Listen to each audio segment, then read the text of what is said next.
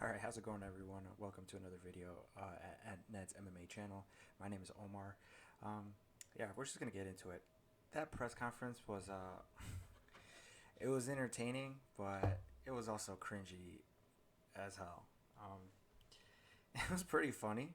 There was some good lines from both guys, but for most of the part, it was literally like a Call of Duty like party from back in like 2008 when like Modern Warfare was out. It was literally them just screaming over each other, swearing over each other. And at points, like I wanted to be like both of them, like yo, just shut the hell up. I want to hear some of these questions from the reporters and the fans, or just Dana say something, or have them have their piece so they can have like a little highlight reel. But we didn't get any of that. It was literally them just screaming over each other, and then just security surrounding them, just so nothing pops off because they did stand up at one point and wanted to scrap. But obviously, we can't have that because we have the fight on Saturday. Uh, I waited this long to record this just because I wanted to see the presser. I wanted to get a read of both guys. You know, I'm not like one of those dudes that's like, oh, Colby looks scared. Masvidal looks scared. Oh, so and so's gonna win. So and so's gonna lose. Nah, because that's ridiculous. You know, I mean, there was points where both guys genuinely looked upset, especially Masvidal when he mentioned his ex-wife. Colby mentioned his ex-wife, not in a bad way. He said he's like, no, it was your wife that was taking care of us at the time. She was the one that was paying the bills. It wasn't you, dude. Like, I never. If anything, I owe her the money, type shit. So that seemed to get under Masvidal's skin, and Masvidal brought out his NFT thing that was so corny. I was like, dude, what are you doing? Like this is the UFC, dude. Like, don't bring that whack ass shit out of here. Like, a lot of people already don't like NFTs and they think it's stupid, and you go and do that. Like, I want to like Masvidal, and I have been a Masvidal fan for a long time, but ever since he really became popular, he does this shit that I'm like, bro, what are you doing? Like, this isn't you. This isn't like the real you. This isn't like real bad motherfucker that the belt that he reps. Even though he should give it to Usman, who flatlined him last May, I believe. Like, what was the point of that? Yeah, it was like I said. That's why I'm like kind of like the more I think about it, the more I cringe. But there were some good lines for both guys. Like Colby had a good line about Mike Brown, Masvidal's head coach, that he popped for steroids in one of his fights. Masvidal didn't say shit. Phony Montana. I thought that was pretty funny, where it just came out of nowhere. Like, obviously, when you hear it like this, it sounds super corny and cringy, but in the presser, it was pretty funny. But other than that, the presser just being pretty repetitive and nothing cool coming out. And at one point, it did get like super lame when they were like arguing over each other who Trump likes more.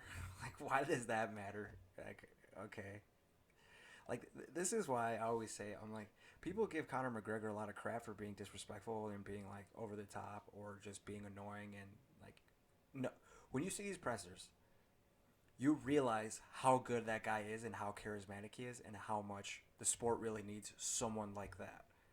Because this press conference, the Vittorio Adesanya press conference, the Moreno Figgy one, dude, no one has charisma. No one comes up with good shit to say. No one's clever on the spot. Like, Colby has some clever stuff, but that's pre-written shit that he thought of in the back for a few hours and he practices it. I'm sure Connor does too, uh, the way he comes up with it on the spot, or the way he comes up with it at the right time, like, dude, that's when like you hear Connor say cool shit like the lightweight division, they're stiff as a board, and like shit like that. I'm just the way he just destroyed Kai Boy Cerrone up there, or the way he just mentally dismantled Aldo.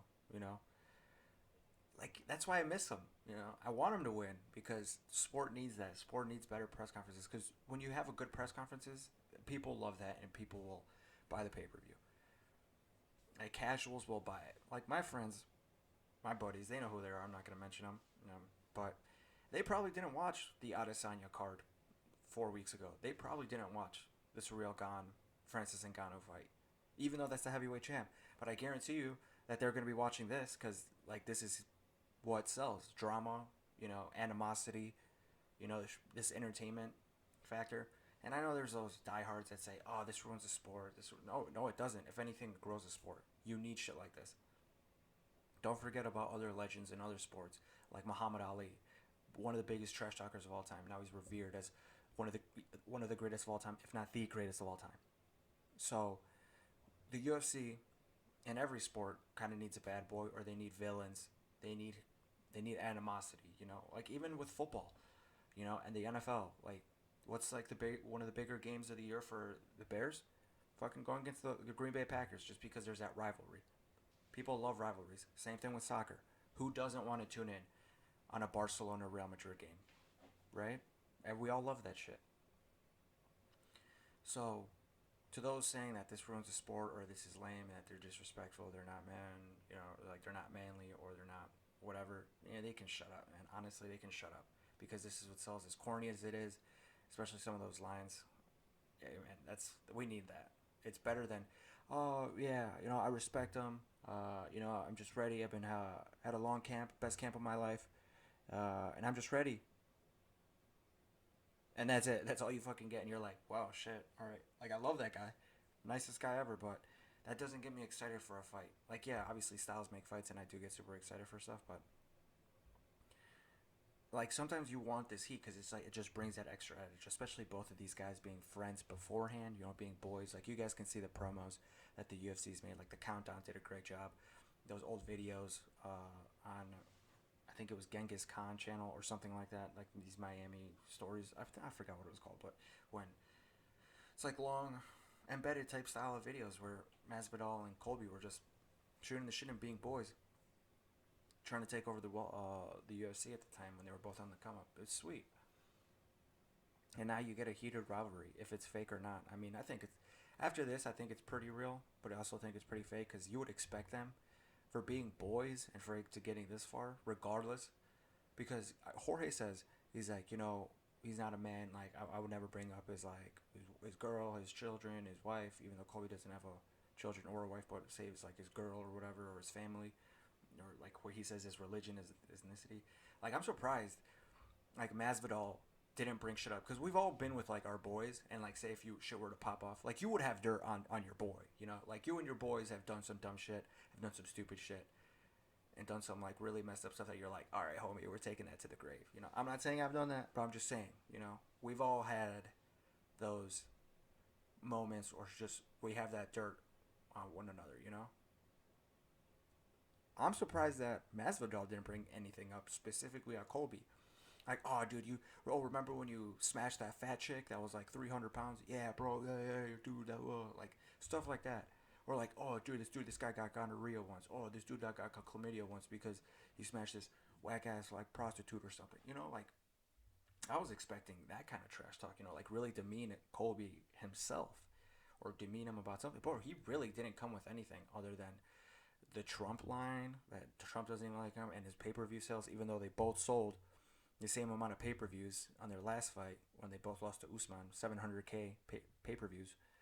I mean, yeah, Masvidal likes to say that he sold hella pay-per-views, but the reason why he sold so many was because against Usman 1, which sold 1.3 million, was because of it was on Fight Island.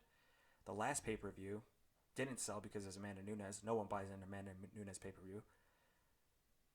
And it was, like I said, Fight Island. Like, people were probably thinking, like, yo, let's watch UFC has Fight Island. Damn, that might be crazy. Let's check that out. Even though it was literally just in this little ass arena that they built. Like, everyone was expecting them to be on a beach or some shit. Like, with, like, fucking tiki torches in the back and shit. That would have been pretty cool, but, one can only wish. That's besides the point.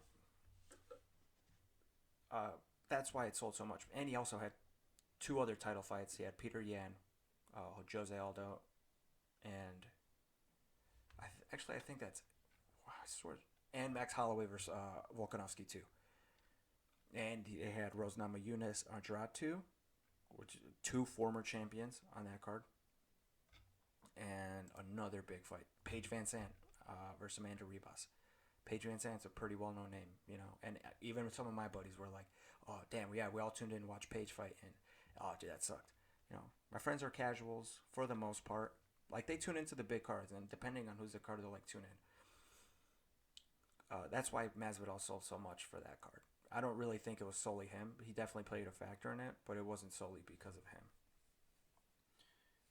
I mean, the card would have done like probably a million flat or like 850K between that, 850K to a million. But yeah, Masvidal definitely bolstered it, like 400 to 500, which is great numbers. But he's acting like he's selling Conor McGregor numbers. It's like, bro, no one's Conor, no one's Conor.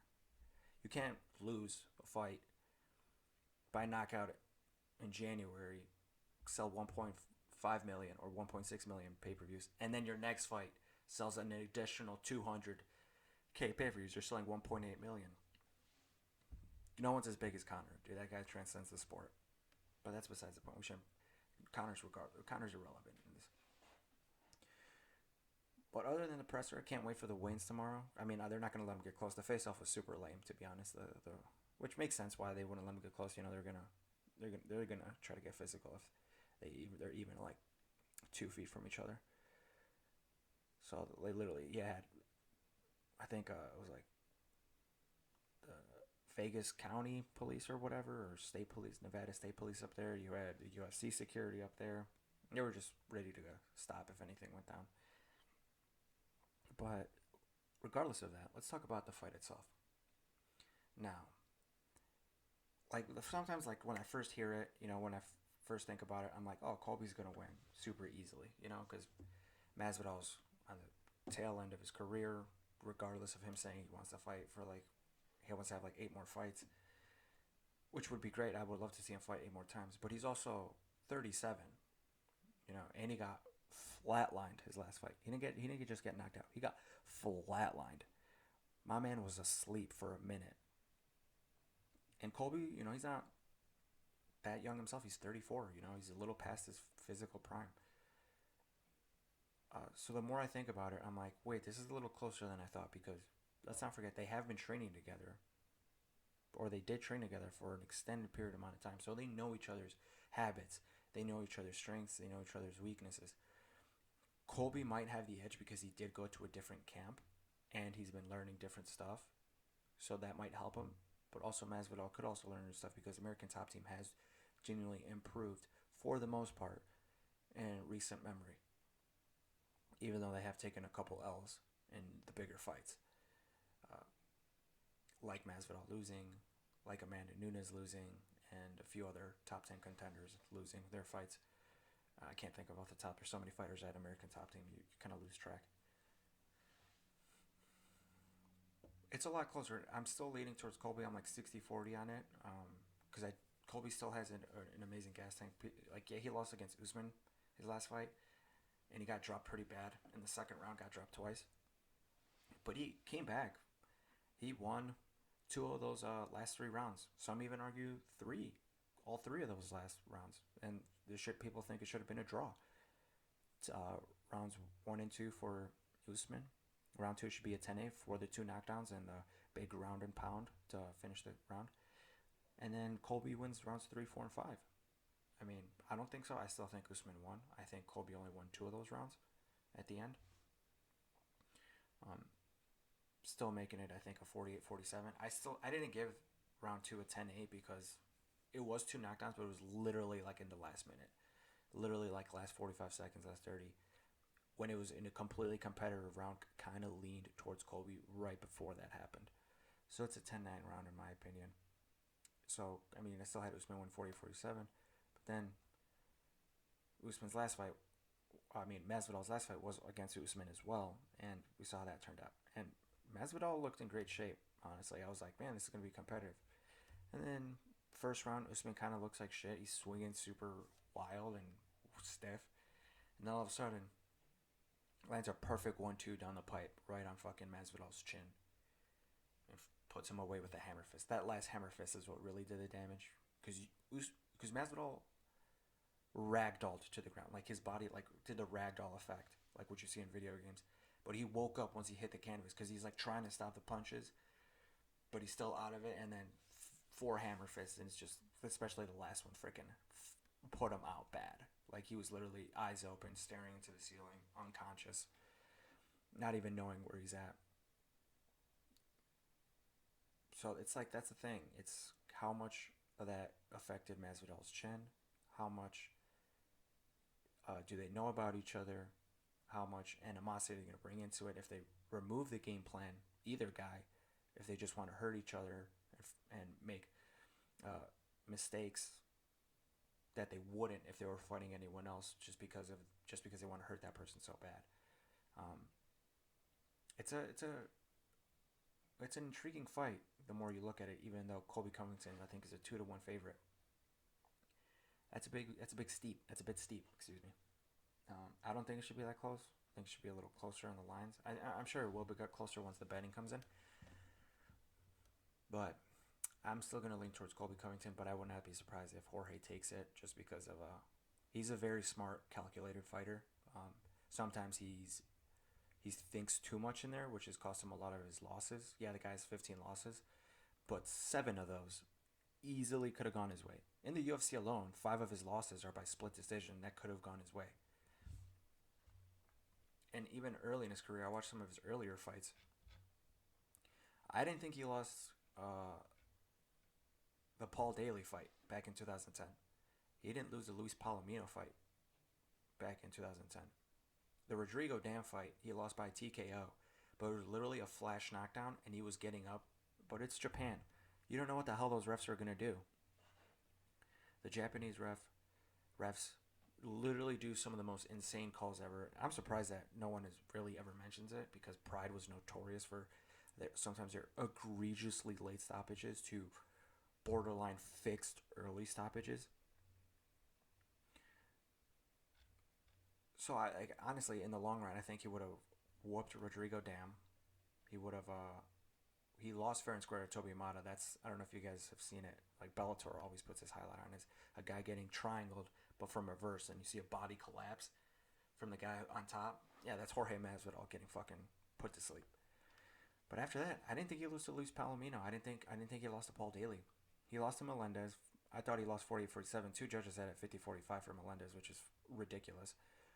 Lost to Rustam Habilov, fair and square. Got robbed, egregiously robbed against Eli Quinta. Got robbed against Henderson. Lorenz Larkin fight, I'm still 50-50. I've rewatched that fight like 5 times. If you guys have UFC Fight Pass and you want to see a very good technical striker fight, that is super underrated, that honestly no one really cares about, but is literally a legit great fight, is Lorenz Larkin versus Jorge Masvidal in 2016. That was a split decision loss for Jorge. I agree with the decision. I had Larkin winning 2 of the rounds, but there are 2 of those times I watched it out of the 5. I was like, I can see Jorge taking this, but I was not upset with Jorge losing that. Larkin should have gotten a point deducted though in that first round for an egregious eye poke. That was pretty fucking bad. I thought he beat Damian Maia. I thought he won the first and third round. Maia gassed bad. If that was a 5-rounder, bro, Jorge would have won easily because Maia was done at the end of the third round. Got whooped by Thompson. Thompson took him to school, and that's probably the worst Masvidal looked physically. He looked like shit, and I'm pretty sure he was going through some stuff because that's when he took the hiatus. And then that's when when he comes back in 2019 and has a big year. Knocks out Darren Till, knocks out Ben Askren, and destroys Nate Diaz. For those who think that, Nate was going to come back in round 4 and 5. No, he wasn't. Yeah, Jorge was slowing down. Yeah, he was. But Nate doesn't have the power to finish him. He was getting outworked in the grappling, so he's not going to pull a submission. And Nate Diaz has lost 5-round fights before. Benson Henderson took him to school. Conor McGregor, who is quote-unquote known for having bad cardio, beat him in the 4th round. So Jorge would have whooped that ass bad. And in between all that time, he had a grappling match with Anthony Pettis, which was a draw, but he won that for. And then that's when he has those Usman fights and loses. Colby, on the other hand, literally quite inactive, which you hate to see because like he's inactive in the prime of his career. You know, he had 2 fights in 2017 against Dong Hyun Kim and Damian Maia. That's when he really turned up the heel. Then he beats Dos Anjos in Chicago, and then he fights Robbie Lawler 14 months later, and then fights Colby 4 months later in 2019, loses that, and then doesn't come back for 9 months against Woodley, and then off a year again it's looks like it's another 14 months. Like, yeah, he solidified his title shot there, but dude, like, I really wish he had a fight, uh, had another fight after the Woodley fight. Like, I wish he had one, like in April or some shit. Headline a fight night against whoever the hell you know was available. I guess I don't know. I don't know what the hell Magny was doing. I don't know what Luque was doing. I don't know what Belil was doing. I have to look at their records as well, but I'm not going to waste your guys' time with that. But I really wish he had another fight between that time frame, because that sucks. Because I think he was 33 at the time, still in the peak prime of his career, and I think physical prime is like 26 to like 34, and like he missed that. That's when he's the most inactive. 2018, now 2022. Has had two, five, about have 6 fights. That's so little. That's like very inactive. Like Usman has been active, man. That guy's been active. And Masvidal hasn't been active either, too, which sucks. I wish that guy was more active because I'd love to watch Masvidal fight, especially when he's on and he brings it. That guy's super fun to watch, but it does suck that this fight is happening a little later than it should have. I think. Like I wish we saw this like a full year ago. Like there we go, a full year ago, 2021 in March would have been the perfect time. Yeah, damn. But it is what it is. Mixed martial arts, you can't predict the sport, honestly. You predict one thing, and then the complete opposite happens. Like, for example, who the hell would have thought that Francis Ngannou would have won his fight against Real Gan with his freaking wrestling? Not this guy. But that's MMA for you. That's why I love this sport. You never know what the hell you're gonna get, and that's awesome. It's horrible for betting though. Horrible. Especially if you look at some of those lines. If you're paying attention to the fights instead of just having it on in the background, you you know who I'm talking to. To my buddies, you know who I'm talking to. Instead of just having the shit just having it in the background play. You see some of those betting lines on DraftKings, you're like, dude, why would you do that? Especially after you see the results, you're like, dude, you're crazy. Some people are putting down like 10K on like a 3-1 underdog, and I'm like, that's not the underdog to pick. Like you're losing money tonight, my friend. But let's look at the rest of the card real quick. We're gonna skim past it. I know last video I went on for a freaking hour. We're gonna try to wrap this up in like 10 minutes. Rafael dos Anjos versus Renato Moicano. Literally, this fight came out of nowhere in like 2 seconds. It sucks that the Fiziev fight was removed. I really want to see Rafael Fiziev get a bump up in competition against a grizzled vet like Dos Anjos. See how his striking does against a more wrestling heavy style. Rafael Dos Anjos is a mixed martial artist. He has good striking, good wrestling, good jiu-jitsu, and good cardio. He's just a well-rounded guy. He's a jack of all trades kind of guy. If he were to be a master of something, it would be his jiu-jitsu. The guy's a 4th-degree black belt in Brazilian jiu-jitsu, so that dude's been grappling for how many? Like, he was competing in jiu-jitsu competitions in 2003, nearly 20 years ago. So I wanted to see how Rafael Fiziev would do against that because I'm really high on that guy, and I think that guy is going to fight for a title one day. If he would have gone through Dos Anjos, if he had defended all the takedowns, and just would have made it look easy. But we didn't get to see that. It sucks. Now we have Moicano, which I'm not upset about. I wish it was Islam. I wish it was someone else in the rankings, like Gregor Gillespie. That guy's been bitching. Tony Ferguson's ducking me. This guy's ducking me. Bro, when you have big fights like this, like Makhachev Green last week was supposed to be Makhachev Dariush. If you're a contender in any division, you see a big fight like that, you should be getting ready. You should always be ready year round because that's when opportunities come up and that's when you capitalize. That's what makes or breaks champions, is stepping up in those moments and making them count. Yeah, you might lose, but guess what? The UFC knows that will step up and they'll take care of you in your next fight. If you're picking and choosing your fights, which I think is somewhat that Gregor Gillespie does, they're not going to give you fights. And it also doesn't help that Gregor Gillespie doesn't seem super passionate about the sport to begin with. He seems to be really in and out. He was super inactive even before his loss to Kevin Lee. I don't know if his guys were ducking him or whatnot, but you just need to be active at all times. Look at Max Holloway's come up when was on like a 12 fight win streak. You know, that dude was fighting everyone they put in front of him. He would not say no to everyone. He was like sometimes like ranked like eighth. They gave him like number 10. Then he was like 4. They gave him number 6. He still fought them. And like by the time he was champion, bro, he had basically smoked all the contenders. You know, it wasn't until Ortega came in on short notice and smoked Frankie Edgar that got him the title shot. Because it was supposed to be Frankie before that. For those of you guys that don't remember. It sucks that no one stepped up. Like I said, I wish Gregor stepped up. I wish, what's his name? Mateus Gamrot. I'm not really going to harp on Saryukian or Islam too much because they literally just fought last week. Like literally 3-4 days prior. Islam a little more because he said he would step up. But then, you know, Dos Anjos called his bluff and he didn't step up. So, shit out of luck. The only one that stepped up to the call was Moicano. Dude flew in from Brazil. So, he's literally just coming in to cut weight and that's it. Dude wasn't even training. He was probably just enjoying time with his family. I think that's what he said because he fought by the time the fight happens 3 weeks prior or 4 weeks prior.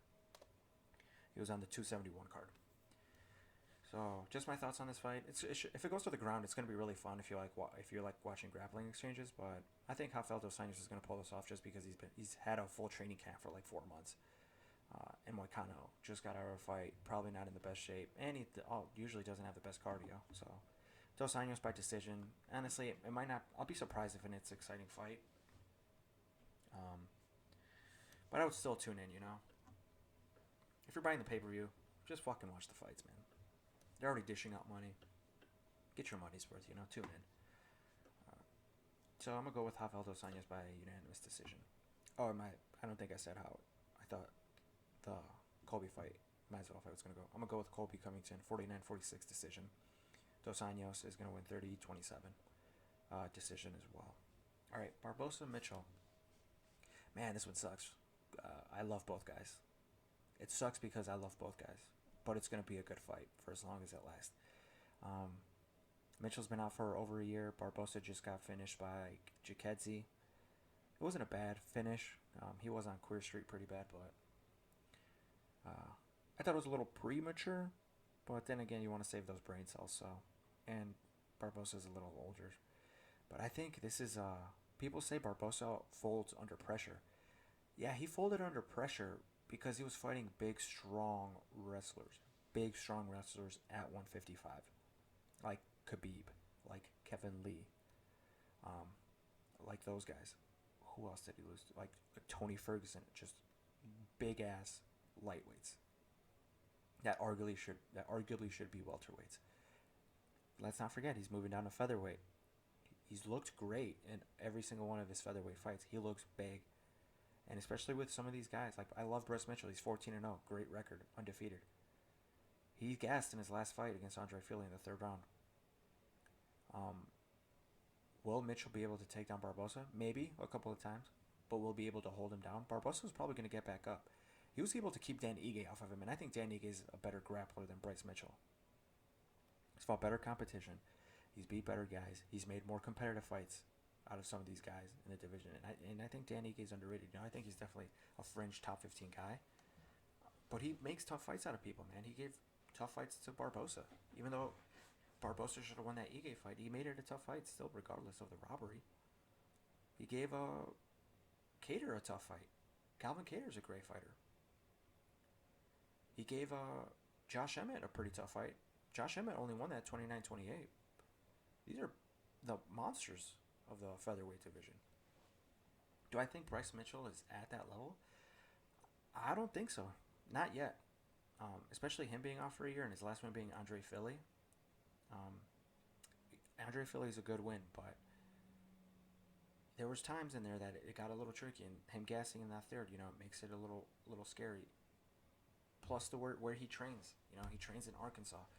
He doesn't train at a big gym, you know. He's not seeing the speed. He's not seeing the angles, the kicks, the punches that Barbosa is going to be slinging at him. You know, you see him training, you see him hitting pads outside of his, like, mobile home, like, in the middle of freaking nowhere in Arkansas, at his farm.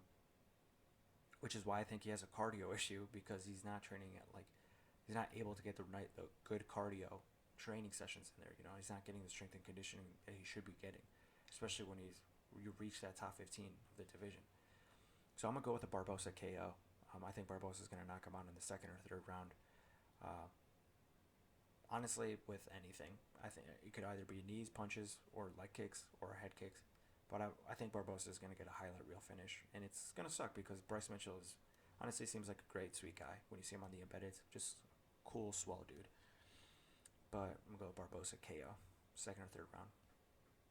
So definitely over on the props on that. All right, on to the next one. Kevin Holland versus Alex Oliveira. Finally, Kevin Holland making his welterweight debut. Always been a tiny middleweight. Dude says he cuts like 7 pounds to make middleweight. Bro, those giants at middleweight, all of them are walking over 200 pounds. Yes, even Israel Adesanya, that dude walks over 200 pounds. You can't tell me he doesn't. That dude cuts weight. That dude looks super drained when he cuts weight. Yeah, and that makes sense because that's his biggest thing that he's had. Yeah, it's a skill issue, but it's also a big giant strength issue that he had. You know, a lot of these guys just ragged on him because they were just bigger and stronger than him, like Vittori and Brunson. Even though when he was on the feet, he was piecing up Brunson, and even some parts when in the Vittori fight, he was just tagging Vittori at will at times. But now at welterweight, a division that he belongs at, I think, and he's going to perform a lot better. You know, staying in shape year round or during the entire fight camp, taking it more seriously, being more focused and disciplined. I think that's something that Kevin Holland needs to be, you know, go far in the sport because he's got the skill, he's got the talent, he's got the athleticism. It's just the discipline and the mentality. And he's fighting Alex Oliveira. If this fight was taking place I would say 2 years ago,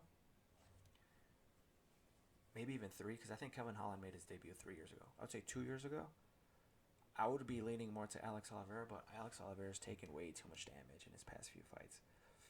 And he's not the same guy he used to be. I think the wars he's had, the losses that he's had, have just taken too much damage on him. So I think Kevin Holland's going to get a finish in the second round. I think he's going to get a TKO finish. He's going to hit him with something flashy at first, then just fall off with the punches, and Oliveira's just going to fold.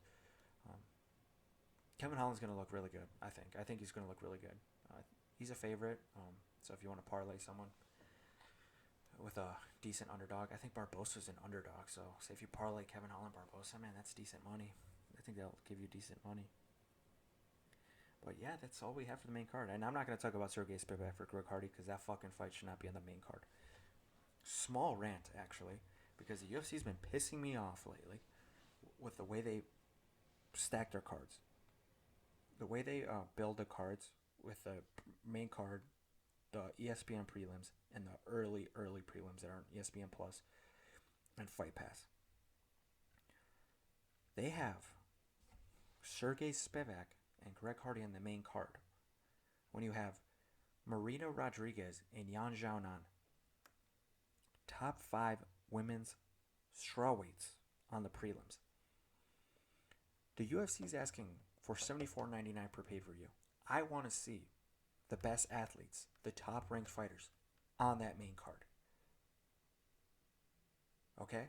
I don't want to see Greg Hardy, who's 7-4 in his UFC career and is coming off a TKO loss. He's coming off 2 TKO losses. Spivak got finished his last fight. Get this man off my main card. I am paying top dollar for this because I support the company and I won't stream a fucking card. You can laugh at me all you want, but I support the sport and I want to see the sport to continue to grow, and I am fortunate enough to have the funds to pay for it. But do not put Greg Hardy on a fucking main card that costs $75. Put Marina Rodriguez, Yan Xiaonan on there. I would even be fine with Tim Elliott, Tagir Bekov. They're top 15 flyweights. I would even take Umar Nurmagomedov versus Brian Kelleher on the main card if they want to bump Umar Nurmagomedov on there, who is Khabib's cousin, who I could go on a rant about him if I wanted to, but I won't. I want to see how he performs. But let's just say Umar did a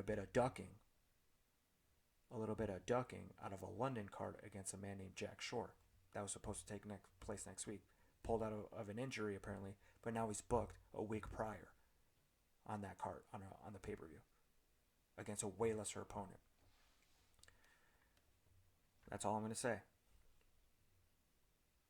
You have great fights on Dustin Jacoby versus Mikhail Oleksiejczuk. These guys are top 19-22 on the light heavyweight division.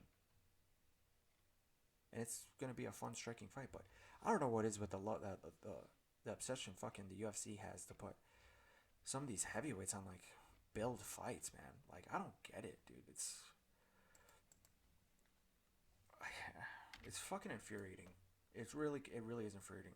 And I'm actually happy. Like Alex Hernandez on the last pay-per-view got shit because he was bitching about his placement being put on the early prelims.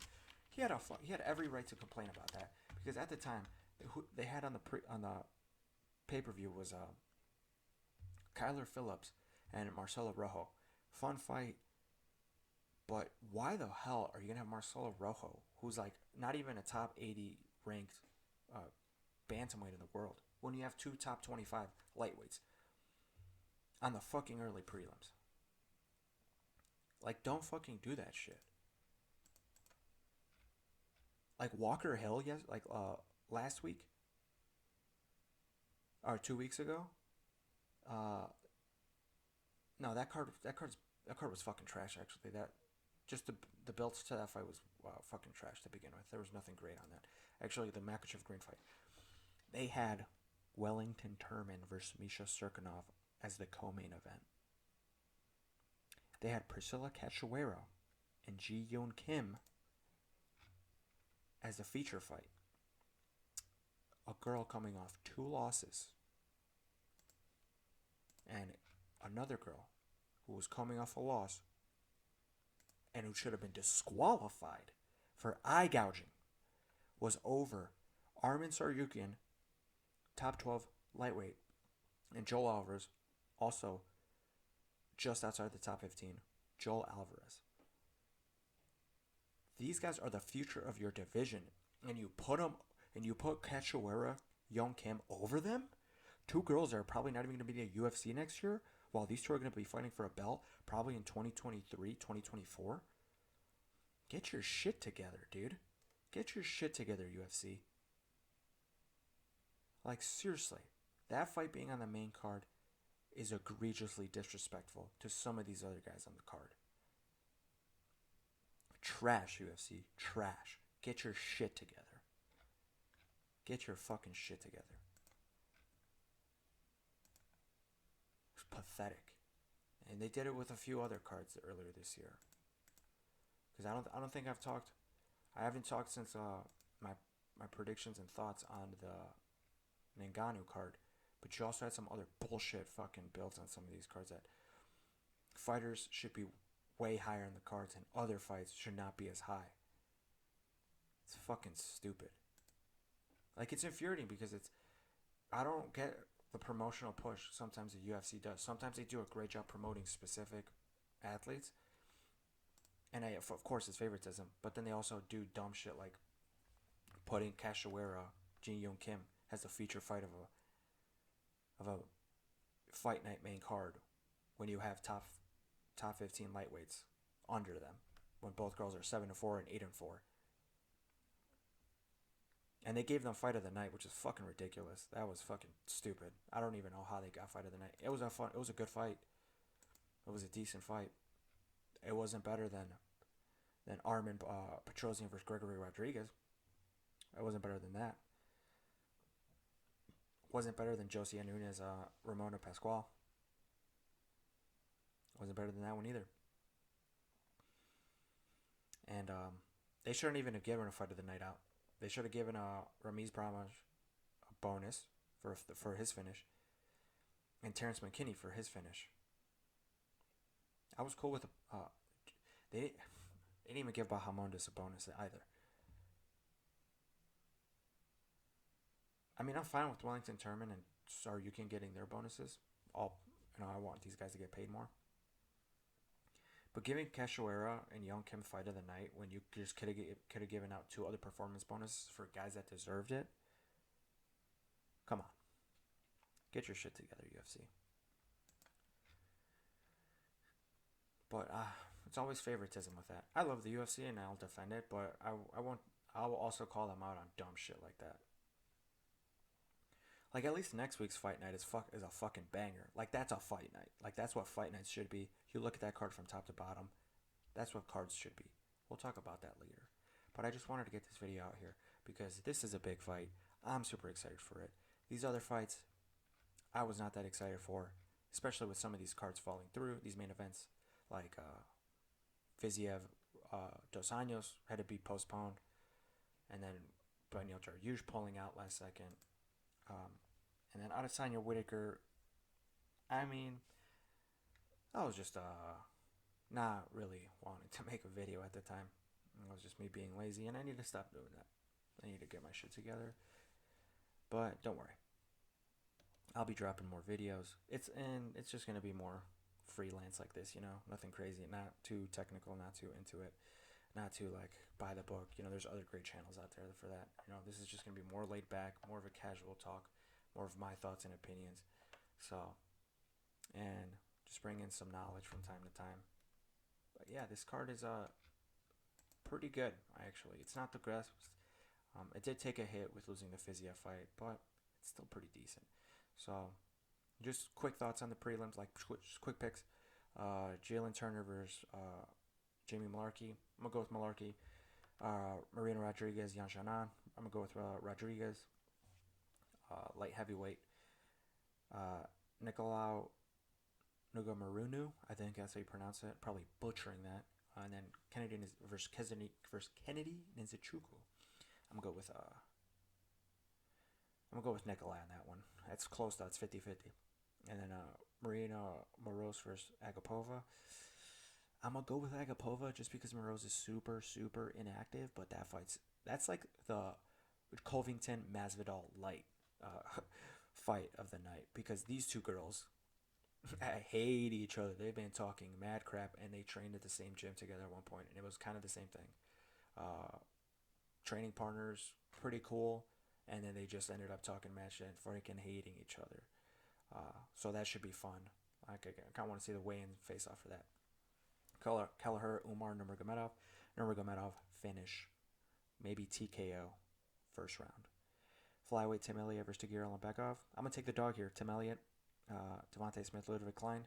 I'm going to take the dog as well in this one, Ludovic Klein. And then Mikhail versus Justin Jacoby. I'm going to take the dog again, Mikhail Olejniczuk. I think that's how I pronounce it. And these Polish names are killer. So yeah, decent card. It's going to deliver on action, especially the early prelims. I wouldn't be surprised if all the early prelims, except for the flyweight fight, Elliott Ulanbekov, if these fights are finishes. I think the prelims are going to be decisions, and the main card of the first three fights are going to be finishes, and then the co-main main event are going to be decisions. So it should be a fun fight overall. A fun night of fights overall. Excuse me. But yeah, all right, I made it shorter this time. Hopefully you guys enjoy it. Hopefully you guys enjoy the more laid-back attitude, me not trying to speak so proper or so with a radio voice. But yeah, thank you guys. If you are this far along, I hope you like, share, and subscribe. If you don't, it's okay. As long as your view and your like and subscribe, you don't need to share. I know that's a lot of work. Even some of my favorite YouTubers, I don't share. I just like and subscribe and hit that little bell for notifications. Done. Good day to everyone out there. Goodbye.